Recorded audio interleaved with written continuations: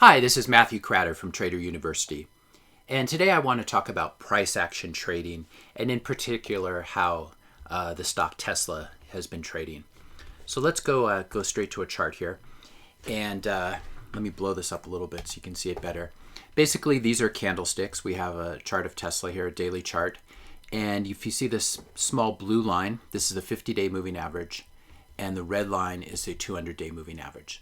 So we're going to use these two things to kind of give us an idea of how Tesla has been trading. Now, the first thing to notice is that when the 50-day moving average, or the blue line, crosses below the 200-day moving average, that's a bearish signal in most cases. So we can see that we did get that crossover, and it happened on, September 10th, September 11th. So just seeing that should give us a bearish bias on this stock. Now, the next thing to look at is basically how it's trading, how it's closing on a daily basis in relationship to these lines. So we can see here that beginning on September 26th, this is 2018, Tesla tried to trade above the 50-day moving average, the blue line. Let me scroll in a little bit here.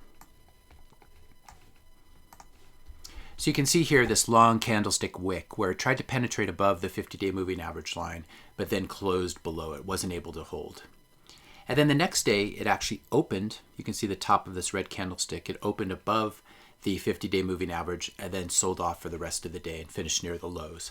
Again, unable to close above the 50-day moving average. So just seeing these three things, a failure to trade above and certainly to close above the 50-day moving average, combined with the 50-200 moving average crossover.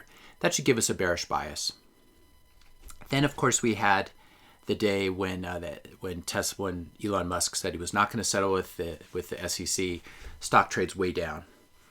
And then they reach a settlement with the SEC, and even on that day, the stock is unable to trade above the 50-day moving average. So it closed at 310.70. The 50-day moving average on this day was 310.85. Next day, supposedly more good news. I think the production numbers came out. We open above the 50-day moving average. We trade as high as the 200-day moving average, and then we sell off and finish the day much lower.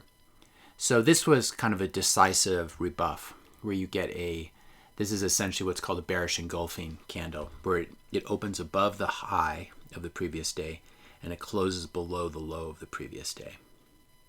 So what the stock did here is at the top here, we had some exploration. The stock was saying, can we trade up here?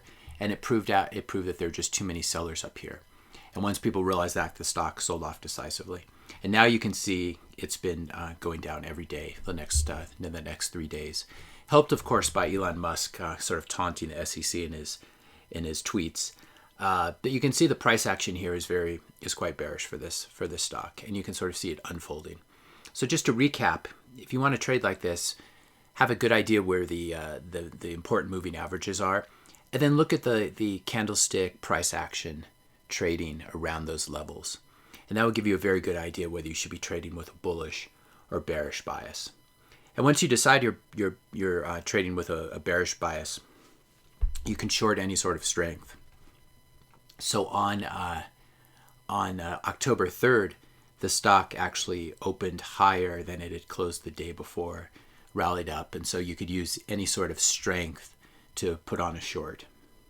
If you enjoyed this video, check out my other videos on YouTube. You can also check out my little black book of stock market secrets, and there's a link in the description notes below. Thanks for listening, and I'll see you in the next video.